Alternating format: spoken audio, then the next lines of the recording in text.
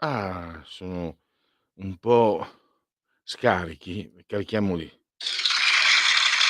Oh, scroscianti applausi per questa fantastica sigla che mi dicono essere impiegata da un importante giornalista, credo sia approdato alla Rai, anche se oggi Caruso sul Foglio l'ho fatto a fette. Giletti si chiama. Io condivido sempre, quindi benvenuto Giletti nel magico mondo del Pelle e della sua musica, anche se no, della musica di Yumi Ake. Ehm, Convenevoli formulaici è la sigla di Oltre la pagina di Radio Libertà. Siete in simultanea con noi quando sono scoccate le 10:42. Qui assieme a noi al grande Francesco Assiso sulla tolda di comando in regia tecnica, noi che siamo sospesi a 137 metri sopra il livello del mare, 25 gradi centigradi sopra lo zero interni, 16 esterni, la pressione 1038,24 millibar. L'abbraccio come sempre forte, forte, forte, forte, forte, forte, forte alla grandissima signora Adrianangela e ma non meno grandi le signore Clotilde e Carmela. E poi naturalmente, vi ricordo non mi ricordo più come proseguivano i convenevoli formulaici perché è talmente tanto che non li faccio. Comunque, siete insieme a noi. Tra 2 minuti, dopo reduce dallo scontro con la simpatica Appendino, abbiamo visto ieri sera e Carta Bianca, abbiamo il nostro primo ospite, Claudio Borghi.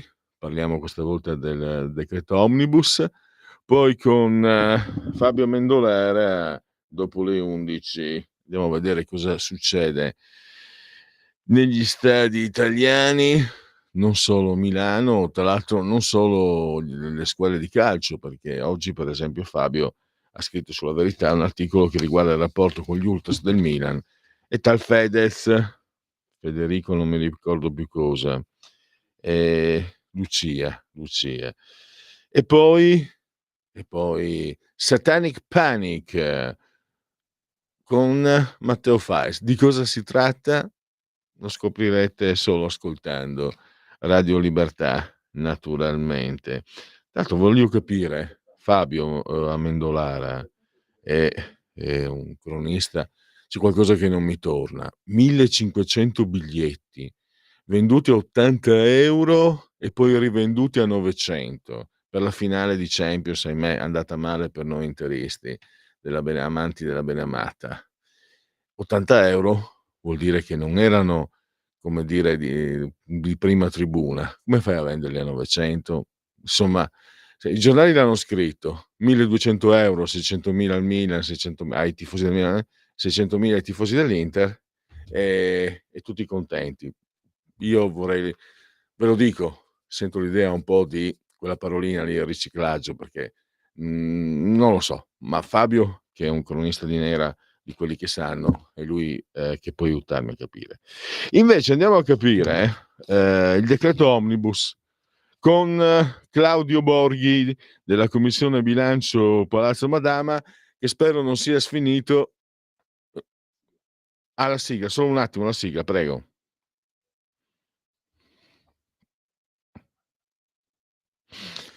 Claudio Borghi, al quale do il benvenuto, grazie, e spero non sia sfinito dopo il confronto con la simpatica Appendino ieri sera. L'ho vista, onorevole Borghi, affrontare l'esponente dei 5 Stelle. Ma io sono abituato ormai. Ma ci fosse solo quello, poi c'è Scanzi, c'è insomma Sì, la in stessa effetti, conduttrice. se devo dire più che Rete 4 sembrava la 7, comunque almeno lo dico come spettatore. Ma io Invece preferisco quando sono tanti, perché poi sembro più simpatico di quello che sono, quando sono tutti contro uno, no? non mi aspettavo una risposta diversa. Parliamo invece del decreto omnibus, perché c'è soprattutto ci sono tante cose, il bonus Natale, ma c'è il ravvedimento speciale che permette a chi non era in regola con la dichiarazione del 2018 al 2022 di, diciamo, mettersi in regola a tempo fino al 31 marzo 2025. Le opposizioni dicono che si tratta praticamente di un'amnistia, eccetera. Il governo invece spiega che si tratta di andare incontro ai cittadini. Allora, onorevole Borghi, dove sbaglia l'opposizione, visto che lei fa parte giustamente della maggioranza? Questa è la solita questione, no? Fra chi pensa che l'impossibile avvenga e chi invece si deve avere una visione un pochettino più pratica. In realtà penso che tutti quelli che si sono messi dentro in contenziosi con il fisco, che in qualche maniera siano strozzati da situazioni passate di tasse difficilmente sanabili, in una maniera o nell'altra sanno che buona parte del passato è difficilmente incassabile, cioè se uno non riesce a pagare, famosa pace fiscale, no? Il soggetto era più o meno quello, cioè se uno non è riuscito a pagare il risultato è che probabilmente non pagherà. Per lo Stato è un doppio danno, cioè non paga, non si riesce ad avere né nel passato né il futuro, perché il cittadino rimane a quel punto un irregolare, no? che non riesce più a riprendere la sua attività lavorativa e similari, e quindi invece di poter ritornare a vivere, no? Diciamo così, lavorare e similari, è seppellito secondo da cartelle, così questo tipo. Allora, l'andazzo è sempre quello dal punto di vista del dibattito parlamentare. C'è chi dice, ah no, uno deve pagare tutto, no? E cose di questo tipo, sapendo che però dall'altra parte in realtà questo non avverrà, e chi dice, beh, senti, ma facciamo una cosa, forse in passato oggettivamente c'erano delle regole o dei sistemi che non erano realistici, no? Specialmente per anni che sono stati un po' difficili per tutti, si pensi agli anni della pandemia e similari dove magari molto banalmente uno si doveva trovare nella situazione devastante di dover pagare tasse a fronte di zero incassi, no? Cioè perché immaginate quante attività sono andate in crisi a seguito di lockdown e cose di questo tipo. Allora, la scelta, tutte le cose politiche sono scelte, quindi non è che c'è una verità, no? Un passo delle scelte. La scelta è stata quella di dire invece, senti, vediamo se si riesce a incassare qualcosa per il passato, che sia diciamo quanto parametrata anche ai parametri di affidabilità fiscale del cittadino, in modo tale da individuare quelli che veramente insomma non erano dei poco di buono, ma era della gente che era in difficoltà oggettiva, in modo tale da liberare il cittadino per il futuro, in modo tale che lo Stato incassa qualcosa che prima non avrebbe incassato, con questo poi ci si finanzia il taglio del cuneo fiscale e altre cose che vanno a favore dei dipendenti, e dall'altra parte per il futuro questo cittadino, una volta emerso, pagherà il dovuto e quindi aiuterà ancora le casse dello Stato, cioè in buona sostanza si ritorna a vivere.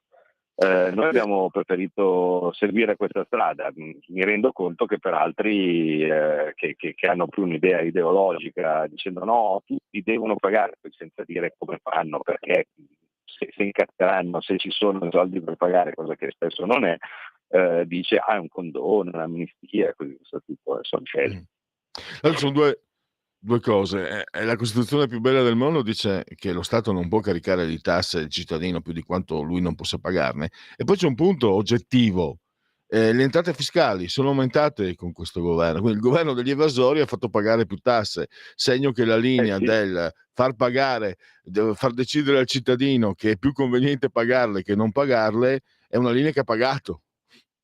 Ma senza dubbio, i numeri sono lì da vedere. Quando poi oltretutto nella stessa trasmissione veniva rimproverato, ecco, vedi, sta aumentando la pressione fiscale. Ma amico mio, ma se aumenta la pressione fiscale senza che si mettano nuove tasse, come è il nostro caso, significa che il sistema funziona, molto semplicemente che c'è più gente che paga quelle tasse che ci sono, no?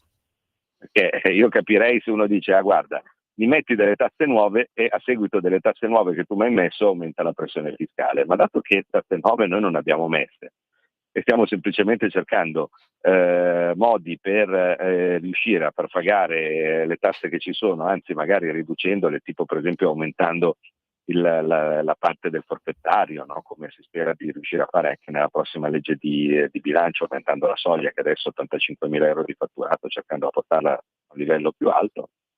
Il risultato si vede, insomma, e quando ci sono quegli extragettiti che ci consentono, seppur in presenza di regole assurde europee che sono ritornate in vigore, ci consentono di fare qualche taglio, qualche sconto, no? Come per esempio la conferma del cuneo fiscale, magari di renderlo strutturale senza doverlo stare lì a finanziare ogni anno, allora forse abbiamo ragione. Tra l'altro non voglio tornare, ma, avendo io una certa età e quindi, essendo ormai prossimo agli anziani, posso confermare a livello empirico quello che diceva lei alla signora Appendino: nessuno si è visto diminuire la pensione. Di quelli che non Nessuno. conosco migliaia di persone, ma quelli che conosco io nessuno, altrimenti me l'avrebbero detto, visto che lavoro a Radio Libertà, ex Radio Padania, si sarebbero lamentati. Nessuno si è visto diminuire la pensione. Giustamente ho Ma visto infatti che io lei ero un po', ma oltretutto non so che cosa guardaste, ma era una cosa veramente un po' assurda quella che diceva, che chiedeva la pensione di 1.700 gli viene tagliata di 900. Ma a me sembra veramente, cioè, curioso che in televisione si possano anche dire queste sì, cose. In realtà nessuno, ma anche chi chi ha delle pensioni molto molto elevate, anche in quel caso è stata aumentata. Sono il primo a dire non è stata aumentata come avrebbe dovuto essere, perché è evidente che se uno guarda sulla carta, no, che una pensione magari di 5.000 euro al mese, no, avrebbe dovuto essere aumentata di 500 euro al mese, no, purtroppo è stata fatta anche qui una scelta di aumentarla lo stesso, ma di aumentarla un pochettino di meno, perché se no, cioè, insomma, il ragionamento è stato, dato che bene o male non è che ci sono soldi per tutti, se tu già prendi 5.000 euro di pensione al mese, datene 500 in più, no, ogni mese, e così via, è una cosa che magari, diciamo, in punta di diritto ti spetterebbe, però è forse un po' troppo. Però vogliamo farti capire che non è che vogliamo penalizzare anche te che hai una pensione alta e che quindi evidentemente hai pagato tanti contributi, e quindi un aumento è arrivato a tutti. Eh, Fino agli anni precedenti penso che tutti siano testimoni che erano state bloccate per un sacco di anni le pensioni, cioè l'importo era quello, e basta essere un pensionato. Io ho due genitori, quindi so perfettamente come la pensano, per sapere che il pensionato guarda al centesimo, è quello che gli arriva ogni mese. Se ci fosse stato qualcuno con una pensione ridotta sarebbe venuto a fare la rivoluzione. Invece io certo. penso che Eh tutti beh sì, veramente possono testimoniare che un pochettino, chi più, chi meno, ma degli aumenti in certi casi anche abbastanza, insomma, abbastanza sensibili ci sono avuti per tutti in questi anni. allora ne approfitto, visto che è un economista al microfono, chiaro, maggioranza anche a Radio Libertà, Radio Padania, però, noi siamo persone oneste. Il quadro economico, io le dico la verità Borghi, non vorrei certe volte sembrare troppo di parte, ma mi sembra che regge.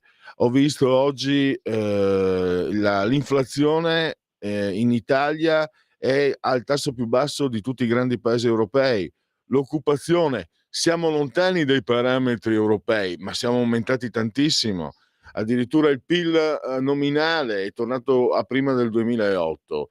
Cioè, al di là poi c'è questo quadro economico e poi c'è anche la rispondenza che sta creando questa linea economica una stabilità che poi ti permette di avere continuità negli investimenti, eccetera.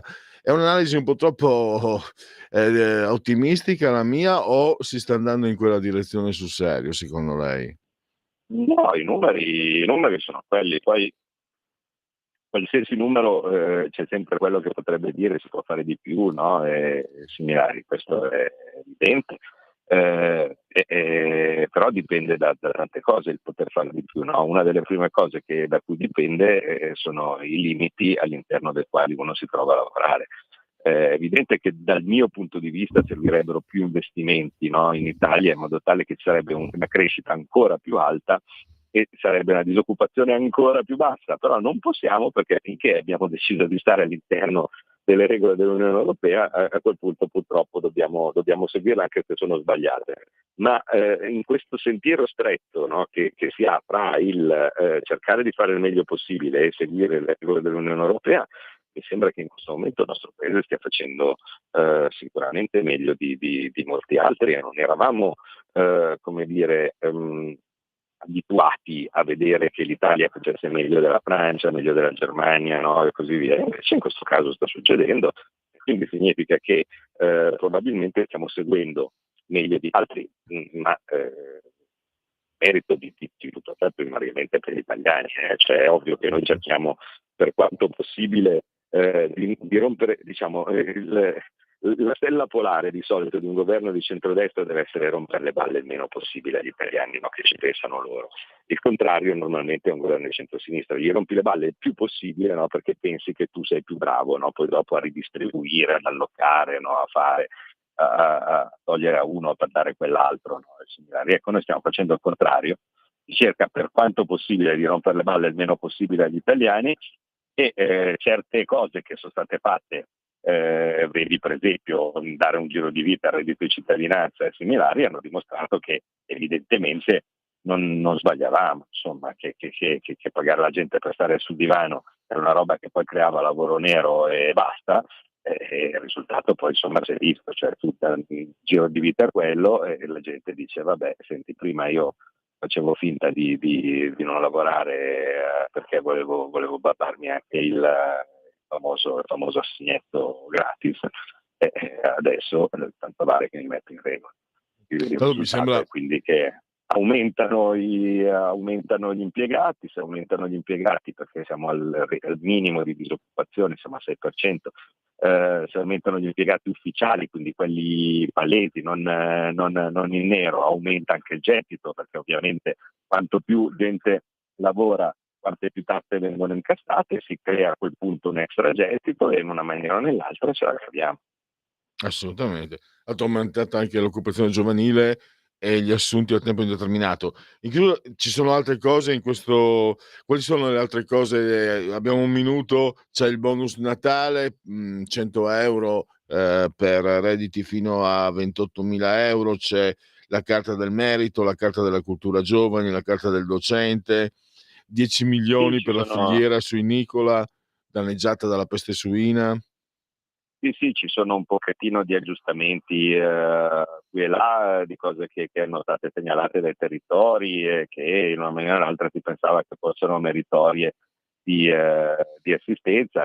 Ne faccio notare una che era in ballo da 6 anni, 7 anni, non lo so, da quando sono in politica, e che non era mai stata sistemata, che era mettere in regola le questioni per i campeggi. Ah Perché sì. per colpa di una legge strana, no, una casa mobile, anche se aveva le ruote, c'erano alcune agenzie delle entrate che la consideravano casa e volevano far pagare l'IMU. Cosa un po' assurda, se devo essere sincero, però una delle tante pastoie, no, di cui un settore che magari non è il primo, ma non è trascurabile, è quello del turismo all'aria aperta in Italia.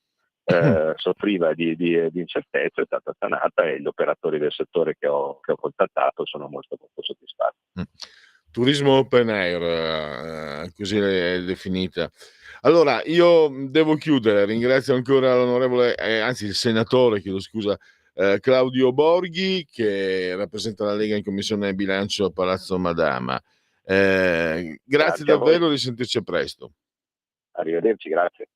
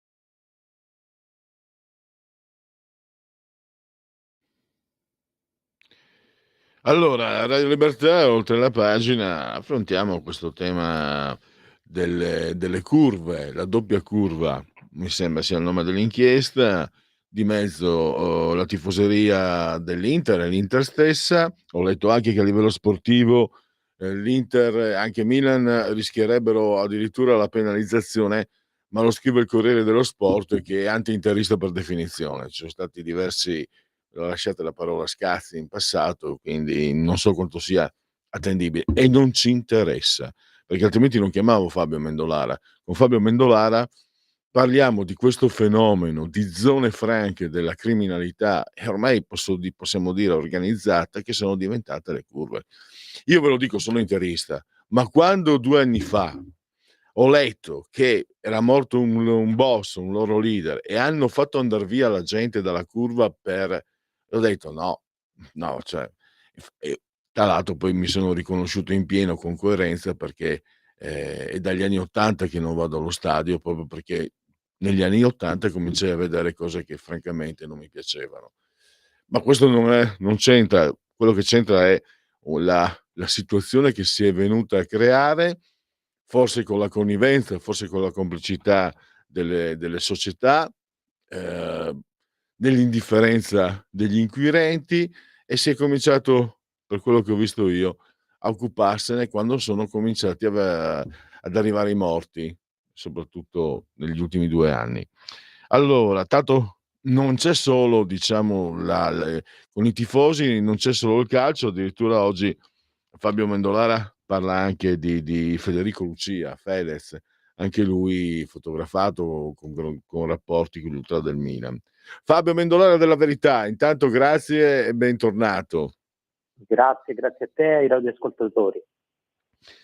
Ehm, è un fenomeno quanto pesa, quanto è grave, perché alla fine, tu nell'articolo anche di ieri fai un quadro generale di come, non ci sia più confine tra curva, tra ultras e criminalità organizzata. Tant'è che qui negli ultras dell'Inter ci sono infiltrazioni dell''ndrangheta, l'avevamo visto anche qualche anno fa con la Juventus. È risolvibile secondo te, questo quadro? Si può, sistemare, fare in modo che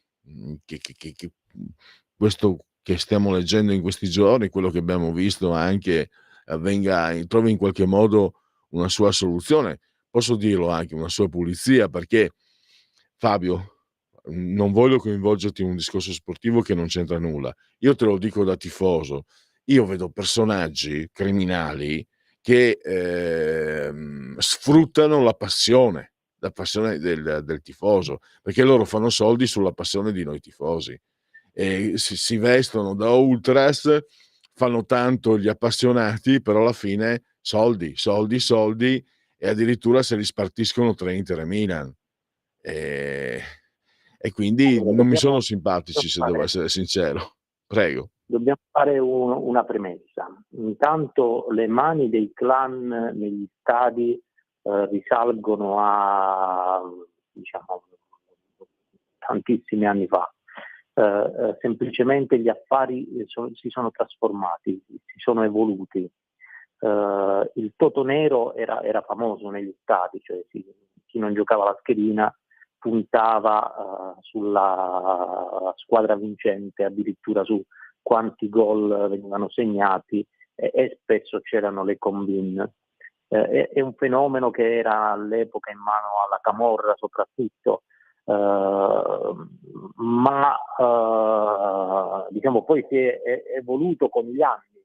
I mafiosi hanno capito che era troppo pericoloso gestire le scommesse clandestine e quindi o sono entrati nel sistema proprio delle scommesse oppure in altri casi hanno cominciato a gestire la sicurezza negli stadi, la vendita dei biglietti, quindi il bagarinaggio, la vendita di snack e bevande, i parcheggi. Ancora oggi se qualcuno cerca di parcheggiare, non so, allo stadio Diego Armando Maradona si ritrova davanti qualcuno che di solito non è autorizzato, insomma il classico parcheggiatore abusivo, che poi si scopre quei 2 euro, 3 euro, 4 euro che prendi per il parcheggio dell'auto, nelle sue mani resta una piccola percentuale e il resto finisce ad alimentare dei meccanismi criminali.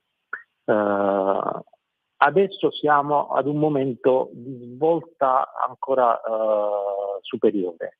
Stanno alzando il tiro ancora di più e cercando di infiltrarsi in meccanismi che all'apparenza sono leciti.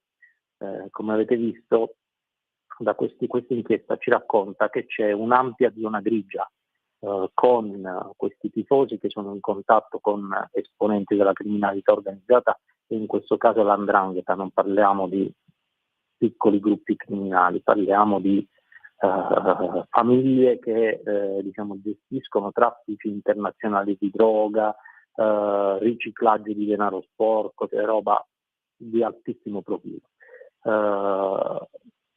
Questi ultra che si muovono nella zona grigia tentano di allacciare contatti con un ambiente che ha la faccia pulita. È come se volessero indossare il vestito per la domenica, cosa che impedisce, diciamo così, di scoprire facilmente quello che fanno.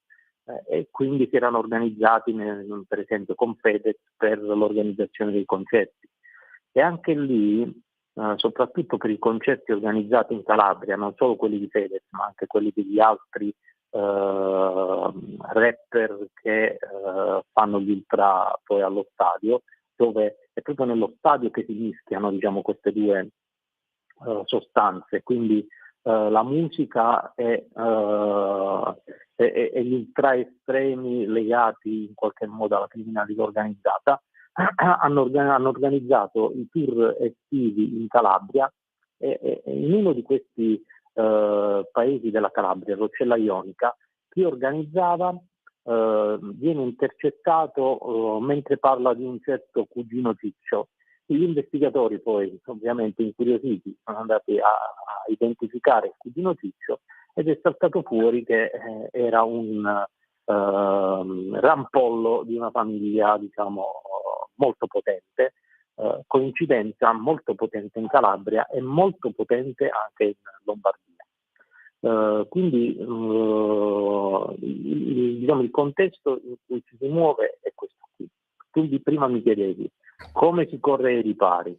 C'è uno strumento soltanto, questo ci insegna l'antimafia. Il procuratore di Napoli, che è stato per molti anni a Catanzaro e prima ancora a Reggio Calabria, ci insegna e lo ripete continuamente che per sconfiggere la criminalità organizzata bisogna affamarla, bisogna chiudere i rubinetti, bisogna intervenire dove si alimentano economicamente. E quindi che cosa bisogna fare? Maggiori verifiche su chi si deve occupare della sicurezza nello stadio, quindi gli steward, che è un fenomeno veramente diffuso, cioè spesso, veramente spesso, chi si occupa della sicurezza è un pregiudicato. Questo è veramente paradossale, è un cortocircuito incredibile e infernale. Quindi maggiori controlli su chi si deve occupare della sicurezza, regole più stringenti su chi si deve occupare della commercializzazione dei gadget, degli alimenti e delle bevande. I parcheggi degli stadi vanno assolutamente regolamentati tutti, non possono essere nelle mani dei parcheggiatori abusivi. E adesso scopriamo che bisogna farlo anche per i concerti. Anche lì c'è un mondo veramente tutto da esplorare. Chi si occupa dell'organizzazione, chi si occupa di tirare sui palchi, chi si occupa dei biglietti, chi si occupa, insomma, anche lì come per le partite di calcio c'è un mondo parallelo e lì bisogna intervenire. Bisogna impedire che i sistemi criminali mettano le mani in quei meccanismi. Il passo verso lo strumento della violenza poi nelle curve è veramente breve. Ce lo hanno insegnato diverse inchieste. A Genova addirittura durante le partite del Genoa c'erano dei gruppi che erano costituiti per lo più da pregiudicati, finti tifosi, che per poter tenere in scacco la società e quindi per ottenere tutti quei privilegi legati ai biglietti, legati ai gadget, eccetera, inscenavano delle proteste, minacciavano l'allenatore, insomma condizionavano in qualche modo l'attività sportiva vera e propria della squadra. Quindi, e lo stesso l'abbiamo visto a Torino con la Juventus. Quindi quando vediamo proteste che ci appaiono in qualche modo inspiegabili nelle curve, c'è sempre gatta ci cova, insomma, c'è sempre qualcosa di strano sotto. Una cosa volevo chiederti, Fabio, anzi due cose. Hai parlato anche di riciclaggio. Allora, dicevo anche agli ascoltatori introducendo questa intervista, quando leggo che avrebbero venduto 15.000 biglietti che costavano 80 euro, finale di Champions dell'Inter, per l'Inter 2 anni fa, e li hanno venduti a 900. Sul momento uno viene colpito, poi si sono spartiti i soldi, quindi anche senso degli affari, complimenti, 600.000 agli ultra dell'Inter, ai capi ultra dell'Inter, 600.000 ai capi ultra del Milan, perché erano arrivati in semifinale, vabbè. Ma io poi ci ho pensato un attimo sopra. Allora, 80 euro biglietto di una finale non può essere tribuna centrale. Arrivare a 900 euro, a venderlo a 900 euro non è semplicissimo. Vendere 1.500, francamente, io non posso pronunciarmi perché non sono un esperto. Io posso chiedere, non è che per caso dietro ci sia del riciclaggio? Dietro questa storia che viene presentata dai giornali in modo anche acritico. Ecco, si sono beccati 600.000, 600.000. È una buona ipotesi anche perché poi è necessario ripulire in qualche modo, diciamo, questi proventi, perché al primo controllo fiscale diciamo, le anomalie quando sono così evidenti poi saltano fuori. Dobbiamo anche dire però che dei patiti davvero ci sono. Se pensate a tutti quelli che hanno intrapreso il viaggio in Qatar per seguire a Doha le partite dei mondiali, e lì sia i biglietti sia insomma viaggio e pernottamenti, sappiamo che Doha insomma è una città abbastanza costosa, per ogni partita insomma se ne andavano quelle cifre di cui hai parlato tu, quindi non è assurdo pensare che qualcuno comprasse biglietti a quelle cifre. Oltretutto avveniva già anni fa, ricordate Tottenham, Juventus, insomma il bagarinaggio da 90 sterline a biglietto, insomma era salita a 250. Infatti mi sembra, e quello anche, mi sembra che la criminalità si sia inserita con abilità su un fenomeno che tutto sommato non era così colpevole. Allora, io sono interista, un mio carissimo amico delle mie parti aveva fondato Milan Club e faceva parte della Fossa dei Leoni. E la Fossa dei Leoni, sto parlando anni 80, quindi secoli. Si faceva dare i biglietti, poi li rivendeva maggiorati, ma gli serviva per le coreografie. Al massimo, questo lo dico non da sepolcro imbiancato, qualche canna qualche pezzo di roba lì se la compravano.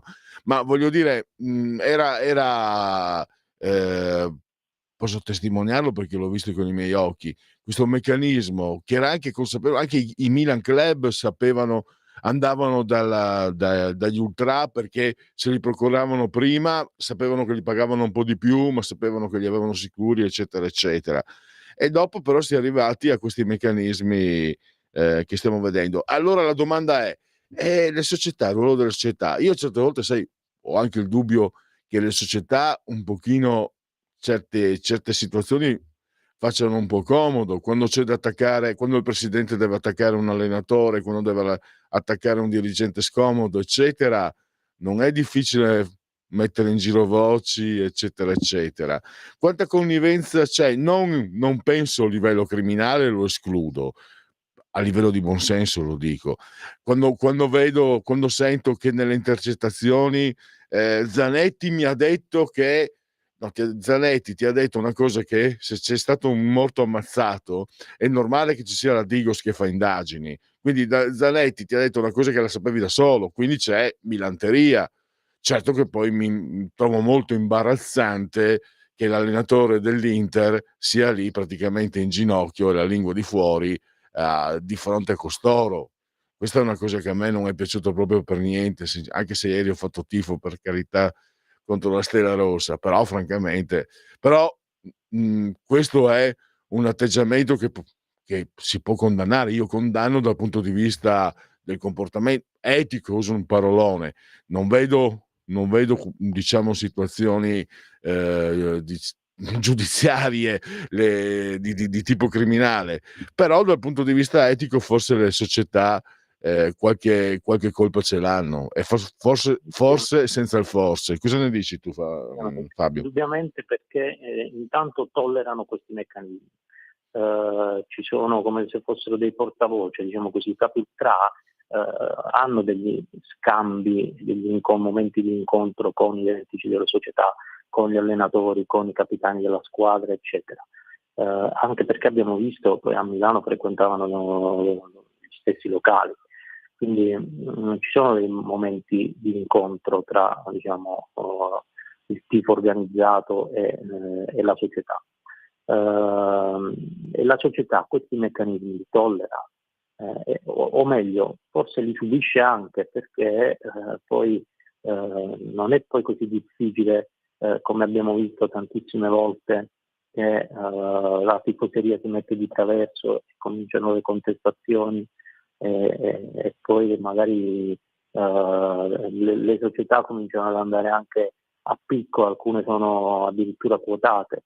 È un meccanismo molto delicato, che per come si è evoluto, purtroppo immagino che le società abbiano difficoltà a non avere, diciamo, a tagliare fuori completamente le tifoserie organizzate. Non c'è niente di strano, diciamo, nell'avere rapporti con le tifoserie organizzate, se queste fossero, come dire, avessero l'unica finalità nel sostenere o anche nel criticare, diciamo, la propria compagine. Il problema è che poi spesso all'interno di questi gruppi, e questo ci racconta la relazione finale di un'attività della Commissione parlamentare antimafia, che risale ormai al 2017, era presidente della Commissione era Rosi Bindi, ci dice che all'interno delle tifoserie, dati forniti dalle forze dell'ordine, il 30% dei tifosi organizzati è un pregiudicato. Se non parliamo di numeri, non sono personaggi isolati, sono una fetta massiccia della tifoseria. Tanto ritorno a quello che ho detto, non voglio fare il romantico. Io ho conosciuto, sto parlando anche di tanti anni fa, esponenti della Fossa dei Leoni ed esponenti dei boys interisti. C'era, io sto parlando di secoli fa, tra questi ultras, condivisibile o meno, quasi una sorta di codice dei samurai. C'era un codice d'onore, c'era un linguaggio, c'era un attaccamento, c'era un'identità.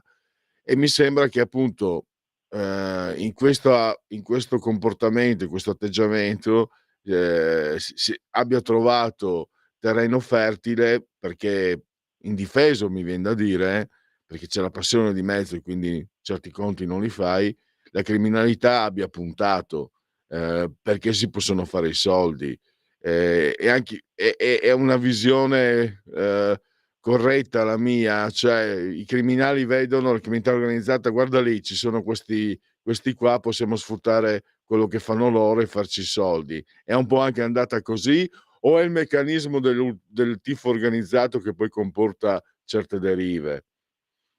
Beh, questa è un'analisi che dovremmo, come dire, demandare ai sociologi. Però hai posto, diciamo, una questione molto interessante. Bisogna capire da che lato sta il paradigma. Questo forse ci aiuterebbe anche a comprendere meglio il fenomeno. Di certo, questo da cronista lo posso dire, la criminalità organizzata si va a insinuare con più facilità laddove ci sono dei gruppi chiusi, laddove si creano quei meccanismi omertosi per cui non posso parlare, non posso accusare, non posso raccontare quello che fa il mio fratello, diciamo così, il mio compagno allo stadio, quello che tutte le domeniche incontro e che fa il tifo con me, quello che ha il mio stesso codice d'onore. Ecco, come nella tifoseria, anche nella criminalità organizzata, che è solitamente un gruppo molto chiuso e ristretto, esistono i codici d'onore. Quindi non è poi così difficile, come dire, trovare un momento in cui si crea un'osmosi tra quello che si fa nella setta, nel gruppo di criminale, e quello che si fa invece allo stadio. Addirittura può diventare semplicissimo far passare il codice d'onore del gruppo criminale all'interno del gruppo di tifosi organizzati. Alla fine si muovevano, diciamo, con le stesse logiche e per le stesse finalità. Quindi capire però se parte tutto, diciamo così, da un'idea della criminalità organizzata, o se diciamo è il tipo organizzato che presta il fianco, e lì è più facile infilarsi. Questo è un aspetto da investigare, insomma. Certo. Concludo dicendo che quando anni fa emerse che c'erano questi hooligans che si erano scontrati inglesi e scoprirono che c'erano agenti di borsa, professionisti, eccetera, francamente io non me ne stupii, perché ho conosciuto tra i boys della Fossa dei Leoni anche laureati, avvocati, certo, persone che magari venivano dalle periferie, ma anche persone che avevano posizioni insospettabili dal punto di vista, proprio perché il linguaggio, la passione che si trasmette crea anche proprio quello che dicevi te, l'omertà, ma crea anche l'appartenenza, il senso di appartenenza. Credo che l'individuo, l'essere umano, lo vada a cercare quasi in termini istintuali. Fabio, allora siamo arrivati, ti devo lasciare, ti ho trattenuto più del previsto. Io ti ringrazio per la tua collaborazione, per i tuoi articoli, e a risentirci a presto e complimenti ancora. Grazie, è stato davvero un piacere. Un saluto a te e agli ascoltatori. Benissimo, allora andiamo. Cosa facciamo? 2 minuti ce la facciamo a fare un segui la Lega, o leggo un po' di notizie, un po' di aggiornamenti? C'è anche questo conflitto. Andiamo a dare aggiornamenti, perché so che ieri anche Antonino Danna ha seguito con ieri sera, sì, ieri pomeriggio. Cosa farà ora Israele? L'ipotesi di raid sui centri nucleari iraniani, caccia israeliani su Beirut. Crosetto pronti a evacuare gli italiani. Segui la Lega lo facciamo che giorno è, dai. Allora, curiosamente ormai sono tutti diventati campioni di tennis. L'apertura su Sinner in finale al torneo di Pechino contro Alcaraz, 1-1 se vi interessa. Poi, dopo la notizia di Sinner in questo finalista in questo torneo, che non è neanche uno slam, che presumo sia un ATP, allora si parla del conflitto Iran-Israele. Nella notte 200 missili iraniani su Israele, al via la rappresaglia, caccia israeliani su Beirut. Ci sono tante letture dell'accaduto. Qualcuno dice Iran ha dovuto contentare gli estremisti con un'azione dimostrativa, tant'è che l'Iron Dome, eccetera, insomma, è riuscito a colpire quasi tutti, come era già successo qualche mese fa in un'azione analoga. Altri invece dicono che questo sarà il pretesto per Netanyahu per regolare i conti. Altri dicono che sarebbe stato favorito per quanto per quanto contingentato dall'opposizione interna al regime iraniano. Ehm, Sicuramente un argomento molto delicato da, tener, conto. Ehm, Chiudiamo con una notizia meteorologica, perché sono le 11:30, quindi intervallo. In arrivo pioggia e vento, ma il tempo fino al weekend.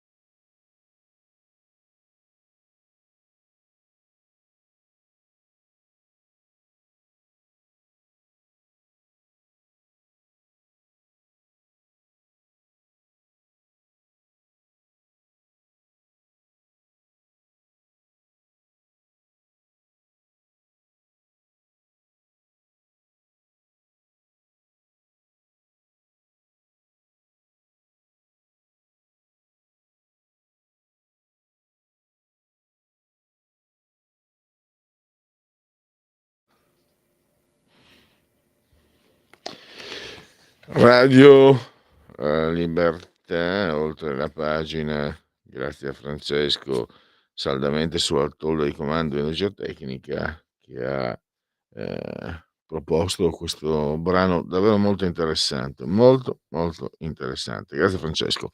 E grazie a Matteo Faes che abbiamo, credo, in collegamento Skype. Eccolo lì. Ciao e bentornato da queste bande, Matteo. Buongiorno a tutti. Allora, il Satanic Panic, spero che la pronuncia sia giusta, ha individuato, delle analogie. Per come ne hai parlato, ricordo il detonatore.it, il tuo sito, la tua redazione, tra l'altro anche c'è il Detonatore Magazine, poi ne parleremo. Io ho individuato profonde analogie col pensiero woke, ma poi sono andato no, il ma non c'entra. Poi aggiungo, dopo che ci siamo sentiti ieri pomeriggio, sono andato un po' ma è facile, no, ormai con Google, e ho scoperto, che nonostante io fossi già adulto, questo, Satanic Panic è stato, pesante negli Stati Uniti, ma non è arrivato in Europa, non c'erano i social, non c'era le comunicazioni che c'è adesso, ma ho letto, cioè di soprattutto da parte conservatrice, c'è stata una sorta di fanatismo che ha provocato fake news, come si chiamerebbero adesso, ma anche suicidi, depressioni. C'è stato proprio il panico di Satana che ha colpito la società americana, soprattutto diciamo la parte quella conservatrice. E mi ha stupito che, io c'ero, ma non ne sapevo praticamente nulla. Grazie a te ho scoperto che c'è stato. Tra l'altro conoscere, la storia può davvero, come dice qualcuno, può aiutare a evitare di ripetere gli errori, non succede mai, ma, pensando alla Satanic Panic, magari se ci si fosse pensato di più, qualcosa della cancel culture ce lo saremmo potuti risparmiare, forse, ovviamente. Ma partiamo dalle analogie. Si torna a parlare di Satana, ne parla il Papa, se n'è parlato addirittura per la, bruttissima cerimonia di apertura delle Olimpiadi. Io non l'ho trovata blasfema, l'ho trovata brutta e mi sembra che anche tu fossi d'accordo, però si è scomodato addirittura il demonio. Come mai? Abbiamo bisogno del diavolo, non riusciamo a vivere senza di lui? A quanto pare abbiamo assolutamente bisogno di un capro espiatorio su cui proiettare tutti i mali che ci circondano per non riconoscere evidentemente le nostre colpe. E il diavolo solitamente, almeno nella rappresentazione più attuale data dai complottisti, va sempre in combutta con la famosa elite dei poteri forti che tramano dall'alto contro le masse vittime di.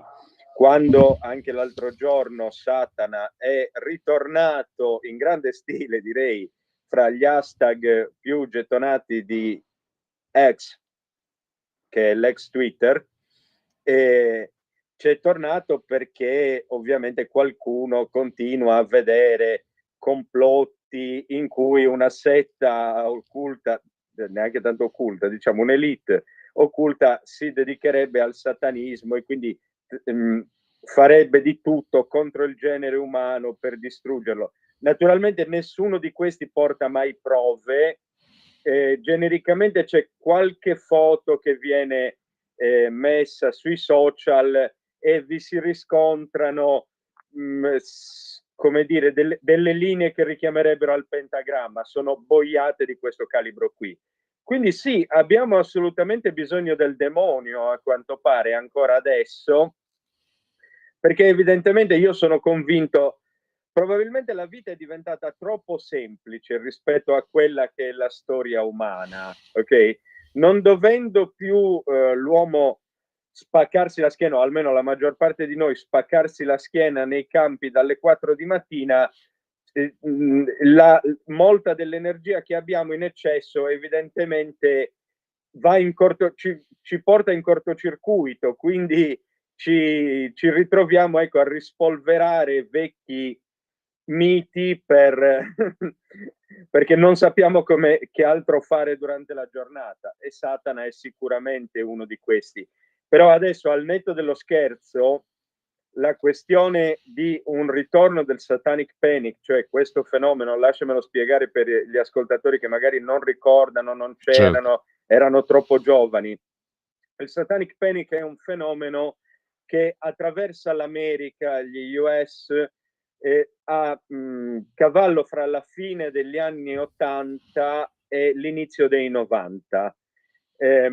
Tutto parte da un libro intitolato Michelle Remembers, in cui un famoso psichiatra ha inventato questa sorta di metodo per richiamare ricordi e traumi sepolti. Questo metodo, che adesso è considerato assolutamente antiscientifico, perché è fondamentalmente una violenza che viene fatta, in cui il soggetto viene costretto più che a ricordare, a immaginare eventi traumatici. Tale metodo è stato usato anche in una scuola californiana, in una scuola materna californiana, in cui i bambini sono stati costretti fondamentalmente a immaginare di essere stati vittime di abusi sessuali entro dei rituali satanici. Molti di questi, difatti, poi, raggiunta una certa età, hanno ammesso di essere stati volutamente manipolati, perché c'era un panico diffuso in società, c'era un panico diffuso che era dettato da che cosa?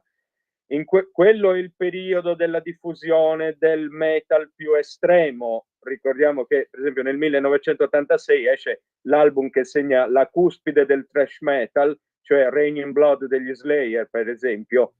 Quindi tutto un genere, ma ci sono tanti altri gruppi, anche meno pesanti degli Slayer, come gli Iron Maiden, che pubblicano sempre più o meno negli stessi anni il famoso album The Number of the Beast, cioè il numero della bestia. Poi ci sono una serie di giochi di ruolo, quali Dungeons and Dragons, che ha un grandissimo successo. Tutto questo manda lo stesso in cortocircuito le peggiori menti conservatrici di quella generazione in America, e da lì si scatena una nuova caccia alle streghe. Questa caccia alle streghe non ha avuto grandissime ripercussioni, per fortuna, in Europa, perché allora appunto le comunicazioni non erano così veloci, così immediate, e soprattutto perché allora nel vecchio mondo ancora si diceva, i più in là negli anni lo ricorderanno, e vabbè, ma queste sono cose degli americani, no? Si diceva. Da noi, cosa vuoi che ce ne freghi, da noi non arriveranno mai. Pessima interpretazione dei fenomeni antropologici, da noi arrivano di solito con 20 anni di ritardo. Ecco, tra parentesi, questa ossessione per oscure trame demoniache in società è tornata di moda. L'Harper's, che è una nota rivista americana, ha avuto, mi pare, anche una versione italiana, ma io leggo quella americana. Proprio nel numero di agosto raccontava di un ritorno del Satanic Panic in America. Ci sono tutta una serie di preti, lì il prete è una figura un po' diversa dalla nostra. Spesso e sovente si tratta di una delle tante chiese americane in cui i preti hanno famiglie e tutto il resto, d'accordo? Non sono preti cattolici come quelli che immaginiamo noi, sono comuni cittadini che fanno anche i preti, d'accordo? Molti di questi riempiono interi palazzetti, ok, in cui si fanno esorcismi pubblici, sermoni, d'accordo? Una figura di queste, per esempio, che era molto in voga durante il periodo anche del Satanic Panic e anche prima, era un predicatore televisivo, addirittura era Jerry Falwell, il quale apparteneva al cosiddetto movimento della moral majority in America, e che per esempio quella che portò al successo di Ronald Reagan, per intenderci. Ecco, tutta questa serie di personaggi in America è ancora molto viva, riempie stadi, palazzetti, smuove l'opinione pubblica americana. Non si tratta di un fenomeno secondario, passeggero o limitato come potrebbero essere i complottisti nel vecchio mondo, i quali tutto sommato, salvo che fra loro vanno incontro anche a una grande pubblica irrisione, d'accordo? Lì invece sono un fenomeno massiccio con un vasto seguito e diverse figure, leader carismatici di riferimento che si fanno sentire e i giornali finiscono per forza di cose per parlarne, perché non si possono non considerare, perché comunque smuovono vasti strati della pubblica opinione. Ecco, a me pare che, per venire al punto, qualcosa di molto simile si stia riverberando anche qui in Italia, lo si vedeva dagli hashtag di Twitter di cui parlavo, e persino il Papa di recente ha paventato come dire, un ingresso in scena a gamba tesa del maligno, il quale sarebbe dietro più o meno qualunque cosa, dalle fatture agli amuleti alle letture della mano alla pornografia in rete. Si è addirittura spinto, secondo me, a dire quella che secondo me è una stupidaggine, mi perdonino i credenti, di proporzioni immani, ovvero non sappiamo dove inizia, come dire, l'influsso di Satana e dove siamo semplicemente noi a essere malvagi. Una frase che può portare solo a qualcosa di negativo, direi, ecco, di maligno, perché se finiamo di riconoscerci le nostre colpe e le proiettiamo in un capro espiatorio esterno, direi che la situazione potrebbe facilmente sfuggire di mano, ma il Papa, mi si perdoni la malignità, tiene molto a lusingare il pubblico, almeno questo Papa, direi, Papa Francesco, tiene molto a lusingare il pubblico e sta assumendo, ecco, ha assunto almeno in questo caso anche dei toni complottisti o che lusingano la platea complottista, i quali non mi piacciono per niente. Ecco, io auspico che non si ripeta la follia che si è vista in America. Io vi invito a entrare su YouTube, i vari talk show e telegiornali dell'epoca sono ampiamente riportati per intero. Si può vedere il delirio che attraversò gli Stati Uniti. Allora io spero davvero che qualcosa di simile non si riveda, perché, ma non per altro, tante persone sono finite in carcere e hanno pagato, ok, trovandosi private della propria libertà semplicemente per un'isteria senza prove. C'è gente che per decenni è stata in carcere, non stiamo parlando quindi semplicemente di un'isteria senza conseguenze, se non per chi ne è vittima, per chi personalmente è vittima di certe paranoie. Quelle paranoie hanno avuto delle conseguenze a livello societario. Ci sono state delle persone che sono state chiuse in carcere perché semplicemente perché c'era una paura diffusa in società e perché hanno subito delle accuse, perché sono state, come dire, come diceva qualcuno di questi intervistato, la cosa che più mi fece male allora non fu solo di essere accusato di pedofilia, fondamentalmente, accusato di avere passioni pedofile, ma addirittura che a muovermi verso queste passioni sarebbe stato Satana in persona. Capite bene, il delirio generalizzato può portare a una situazione che sfugge di mano, sfugge pericolosamente di mano e può portare a una caccia alle streghe. Ma questo non vi sorprenda, perché anche se tanto si dice di questo mondo attuale, così secolarizzato, così distante da certe dimensioni che riguardano il nostro passato, in realtà questo non è vero.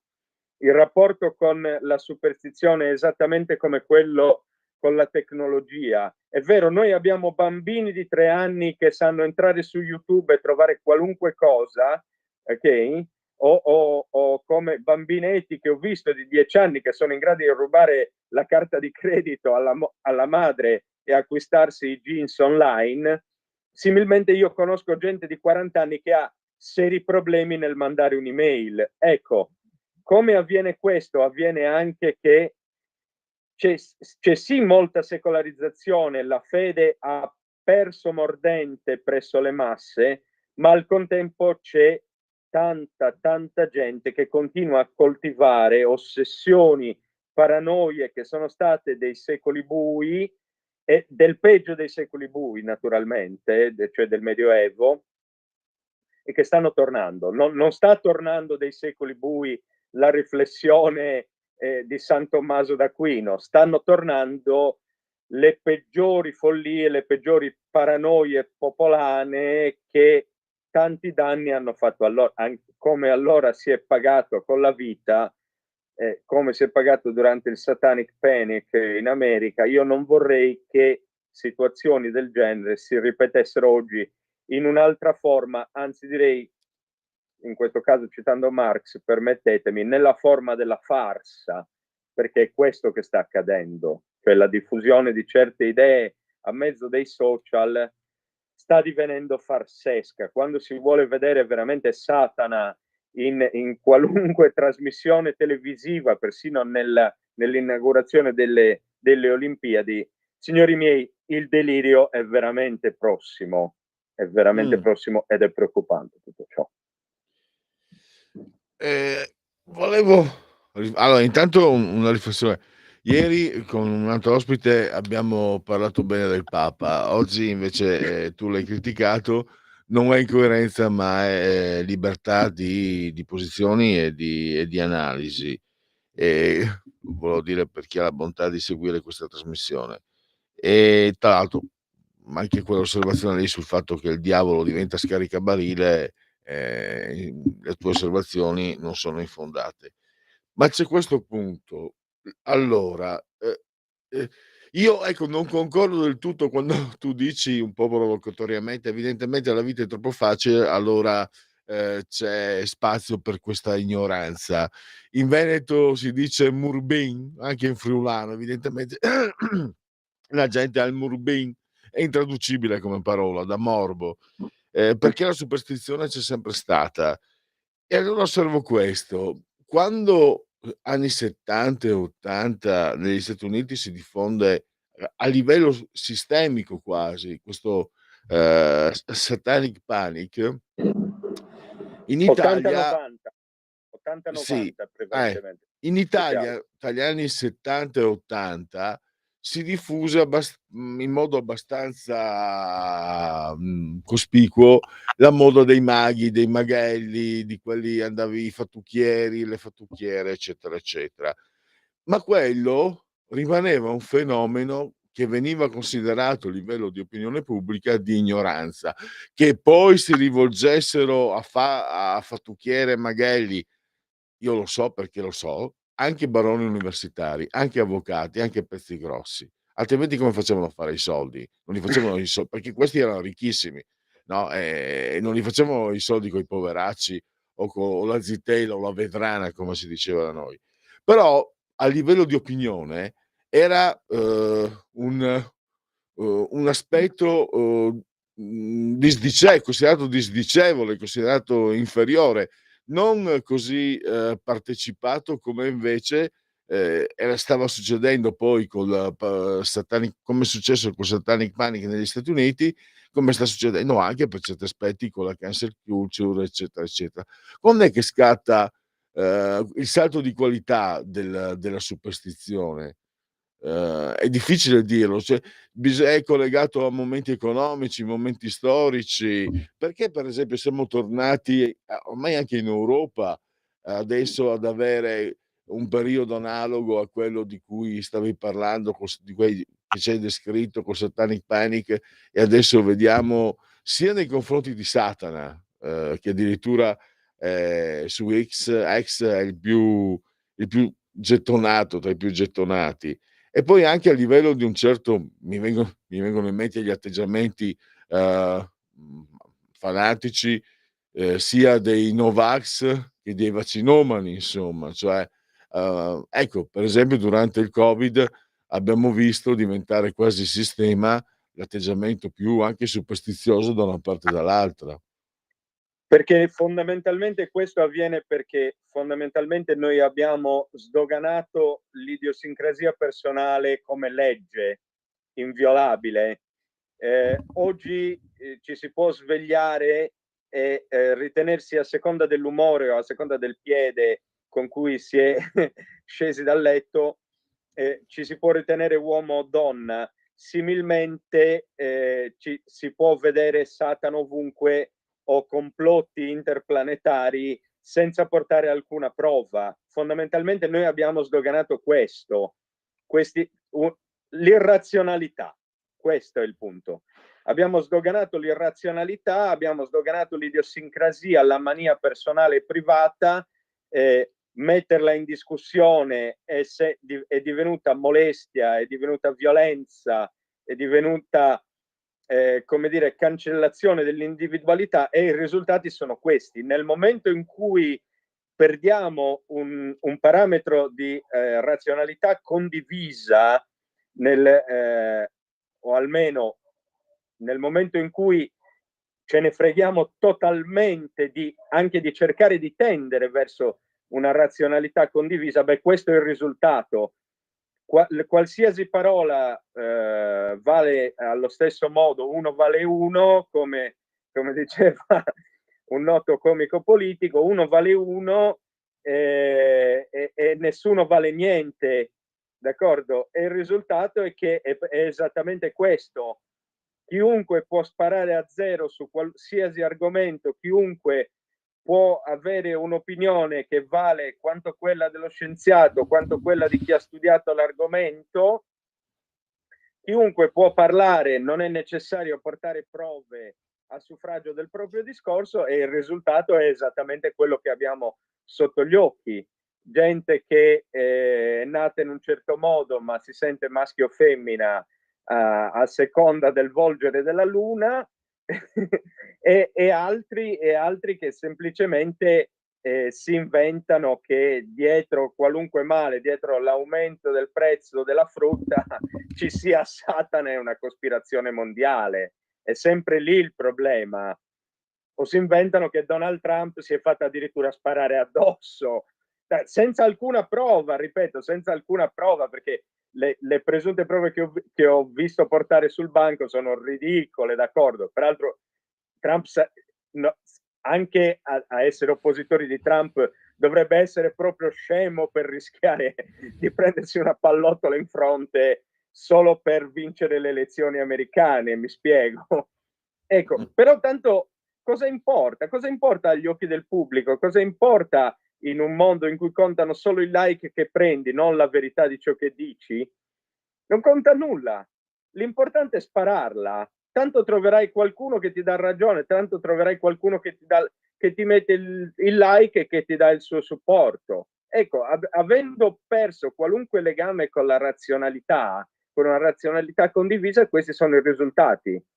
Non importa ciò che faccio, importa che abbia un seguito. Non importa come scrivo i miei articoli, importa l'unica cosa che conta è quanti like prendono. Mi spiego? E c'è gente che sceglie di perseguire questo.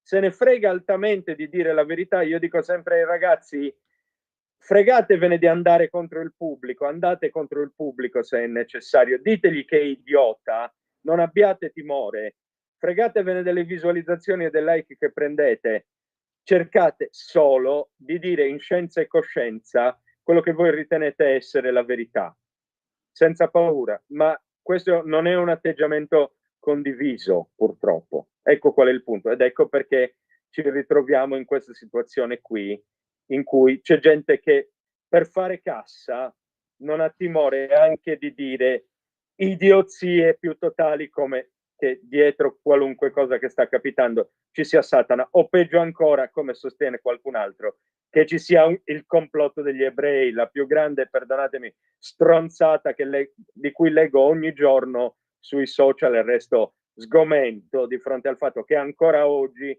come negli anni 30, ci sia qualcuno che veramente ritiene che tutto lo schifo a cui assistiamo ogni giorno sia colpa del popolo di Israele, al quale vorrei sottolineare, va la mia più sincera solidarietà.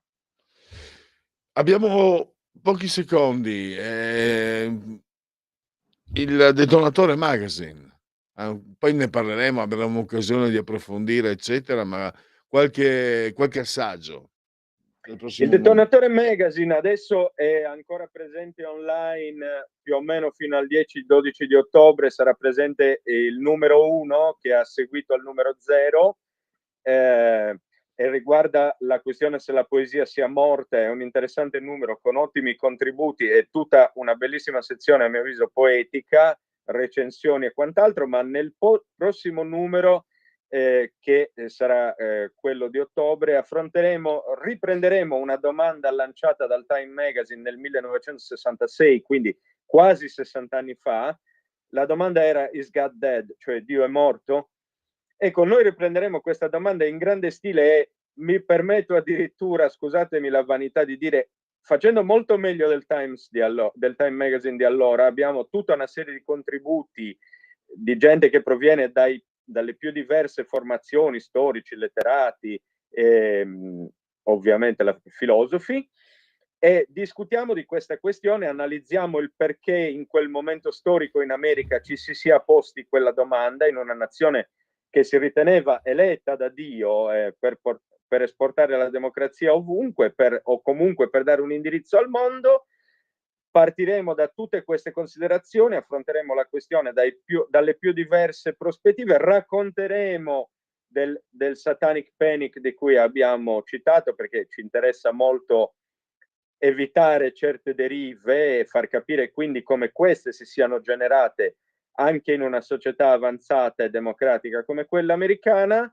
Ci sono ovviamente anche in questo numero tantissime segnalazioni letterarie che come dire, vanno oltre il tema dominante del magazine. Matteo, Sarà lungo e bello, vedrete. Leggetelo. purtroppo devo chiudere, magari dedicheremo un'intervista, una trasmissione solo su questo, proprio perché appunto c'è tanta carne al fuoco, come suol dirsi.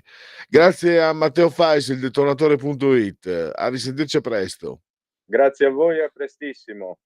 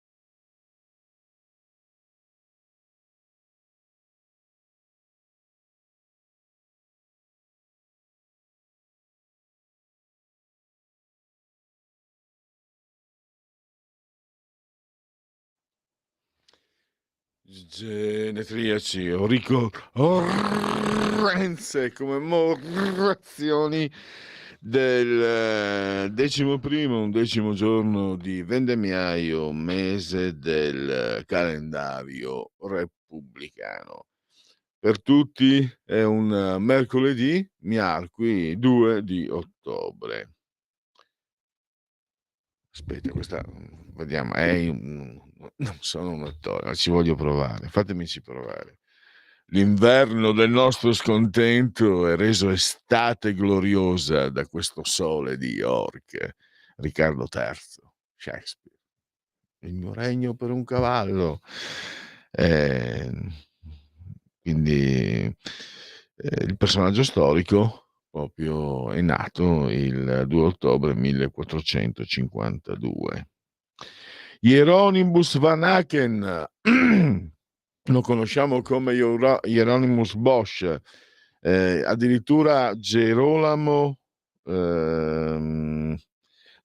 Bosco, perché c'era un po' l'abitudine di italianizzare Gerrit van Ostorp, che era un caravaggesco, divenne Gherardo delle Notti, e quindi poi c'era Ruggero Bacone che era Bacon, eccetera eccetera.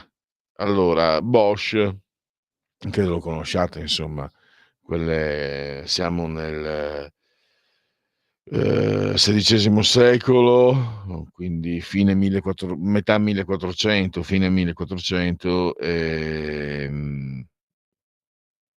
quindi XV secolo. E ci sono questi quadri che sono sconvolgenti, queste pitture che sono sconvolgenti, personaggi completamente deformati. Se non fossimo stati nel 1452, qualcuno potrebbe pensare a pitture generate da effetti stupefacenti, dagli acidi che andavano tanto di moda negli anni 60. A proposito di acidi, c'è questo dibattito, sapete, sulle droghe leggere, eccetera, c'è sempre stato, non passa mai. Sì, io sarei anche antiproibizionista, però per esempio io ero rimasto, faccio l'associazione, no? Le pitture generate dagli effetti degli acidi, si potrebbe quasi pensarlo perché sono assurde, ma sono anche affascinanti, sono tremende, sono straordinarie. Infatti Hieronymo Bosch è un artista eterno.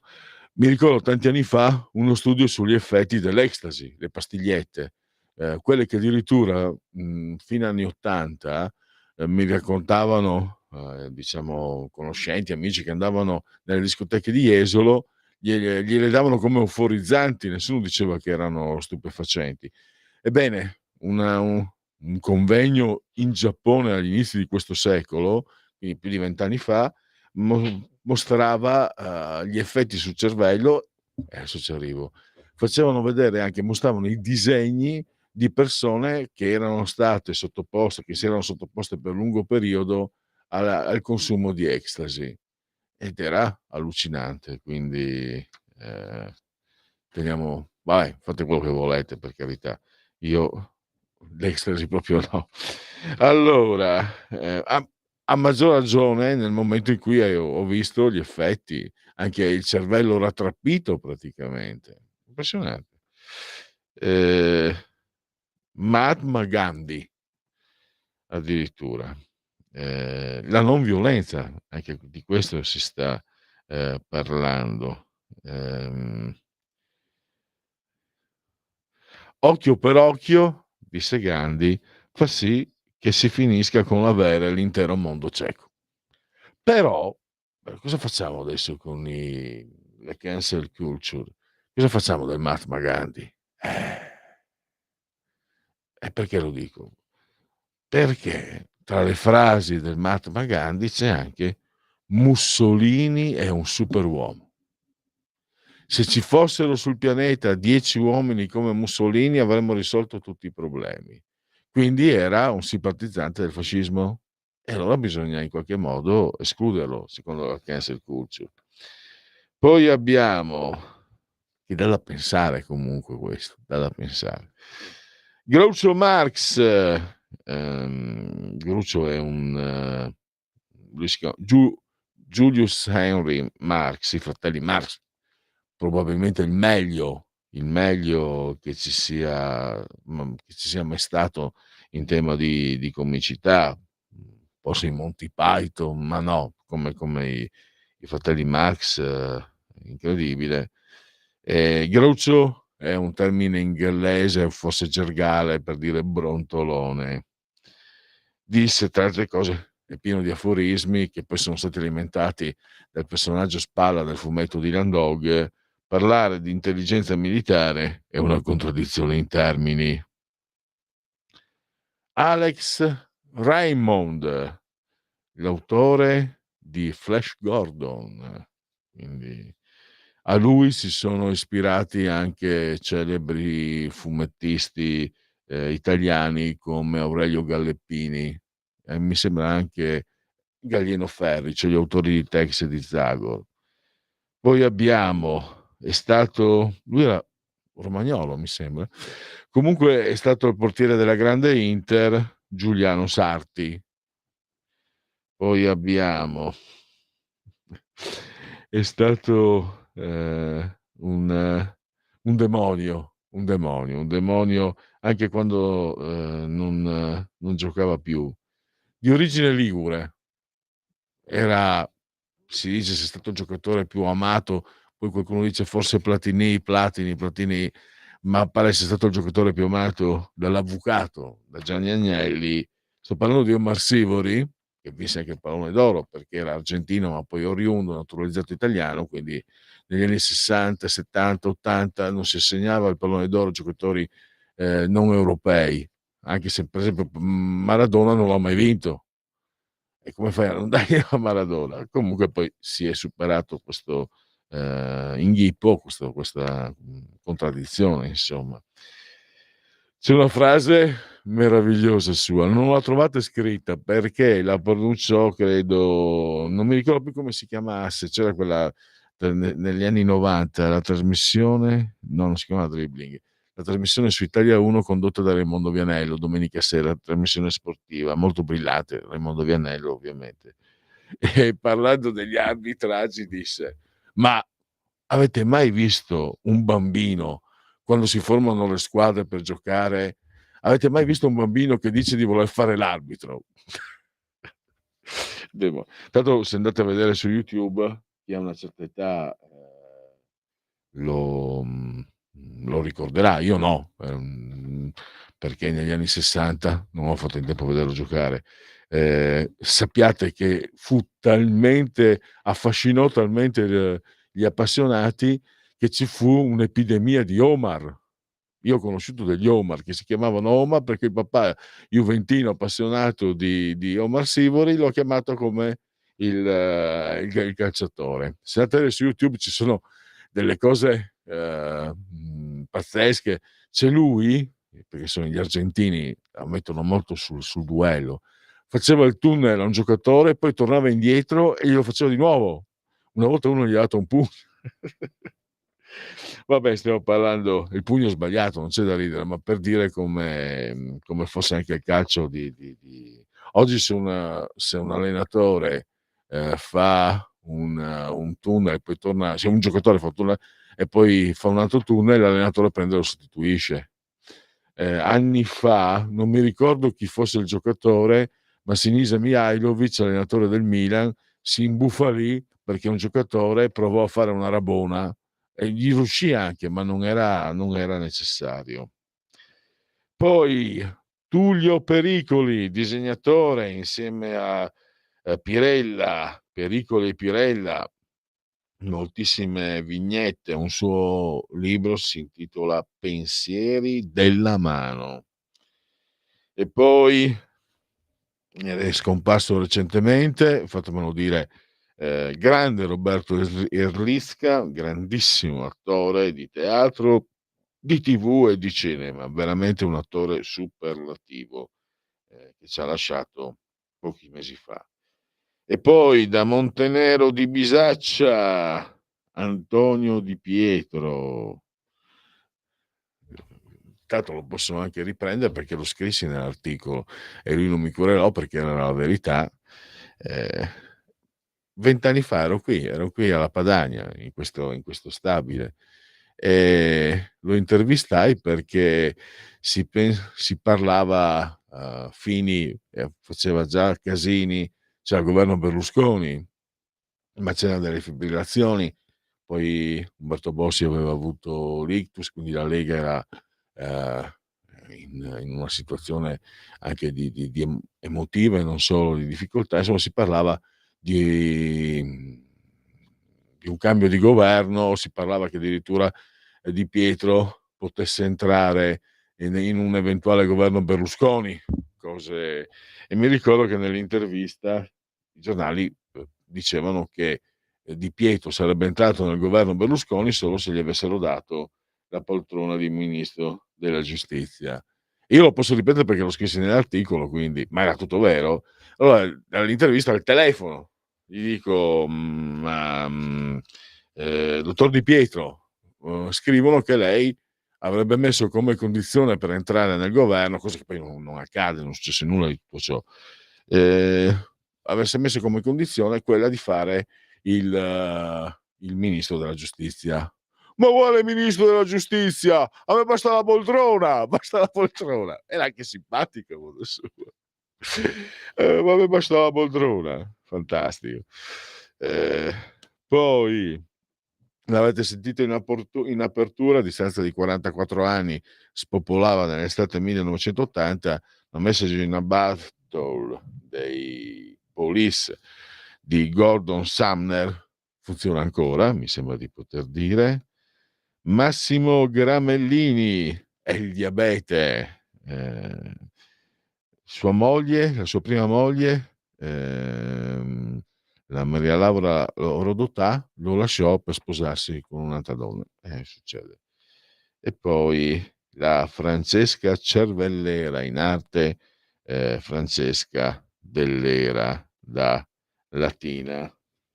Mi ricordo una scena molto godibile. Tanti anni fa c'era una premiazione, sapete, quei festival, la trasmettevano tipo in estate, ora tarda, e a presentare questa manifestazione c'era la grande Lea Pericoli, la leonessa Pericoli, che era la grande tennista, e c'era la Dell'Era che faceva un po' la preziosa, aveva una stuoia, non so cosa, è andata lì la Lea Pericoli, gli ha dato via uno scosso, su, dai, fantastico. Mi ricordo, comunque era molto molto molto graziosa, molto bella, credo lo sia ancora, ho visto delle foto, non è ancora, Francesca Dell'Era, che se non sbaglio interpretò anche tra l'altro un film del grande Marco Ferreri, non vorrei sbagliare perché non l'ho visto, ma mi sembra sia andato così. Allora, stiamo andando verso, no, ancora siamo lontani dalla conclusione, possiamo chiudere il Genetriaci e aprire il Segui la Lega.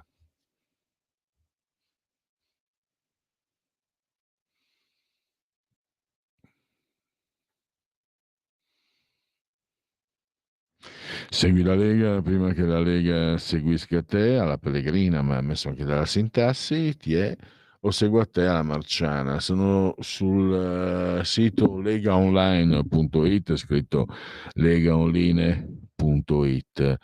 Si possono fare tante di quelle cose che manco lo sapete. Fai sentire la tua voce, firma anche tu. Difendere i confini non è un reato.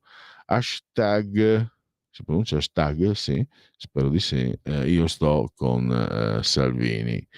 Poi abbiamo Pontida, domenica 6 ottobre, legaonline.it, hashtag Pontida24, vieni anche tu, il popolo del buonsenso, ci sarà anche Radio Libertà, la diretta, e poi avete sentito ospiti, tantissimi ospiti importanti internazionali, e diciamo sicuramente il punto centrale c'è proprio questa richiesta di condanna di 6 anni nei confronti di Salvini, e una Qui è chiaro, siamo tutti coinvolti personalmente qui in questa sede, ma penso che avrei voluto vedere ci fosse un tessuto intellettuale ehm, onesto e anche capace. Si sarebbe dovuto aprire un dibattito in modo anche aspro, ma forte nei confronti di quello che è successo, cioè la magistratura che chiede 6 anni mh, di condanna a un politico, a un ministro, per quello che lui ha effettuato come politico.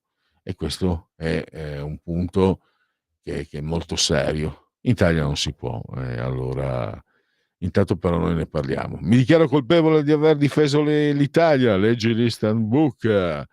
E poi ancora, sempre sul sito, iscriviti alla Lega, è molto facile, molto semplice, si possono versare 10 euro, si può fare anche tramite PayPal, senza nemmeno vi sia necessità che siate iscritti a PayPal.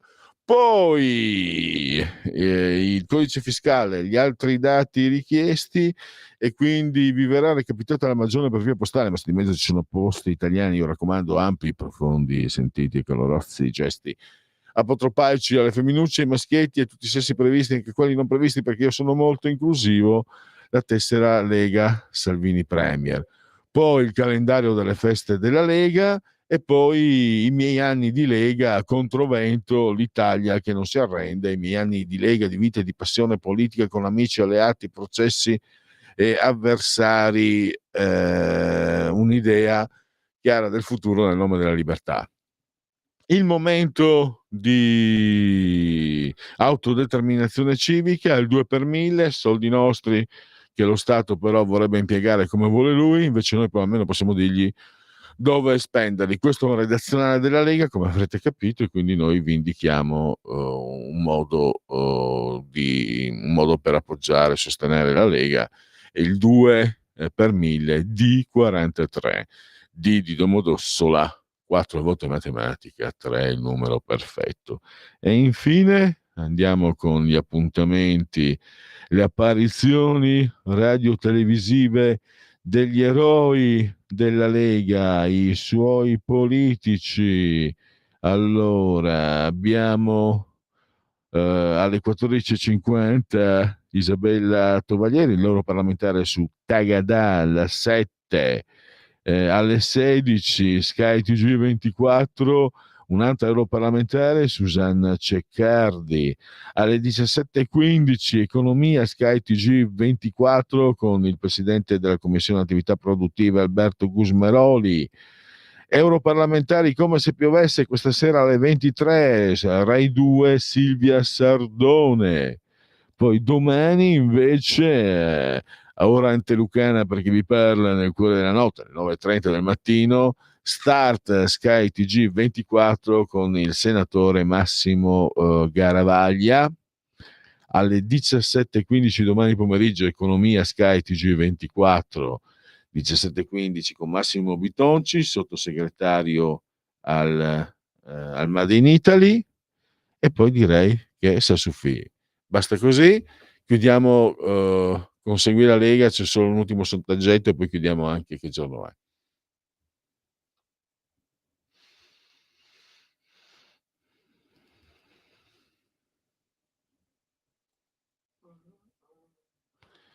Allora, l'ultimo sondaggio, anzi, un SVG, forse ve l'avevo già anticipato, dai, lo ripeto perché ai miei tempi l'SVG era il sondaggio per eccellenza.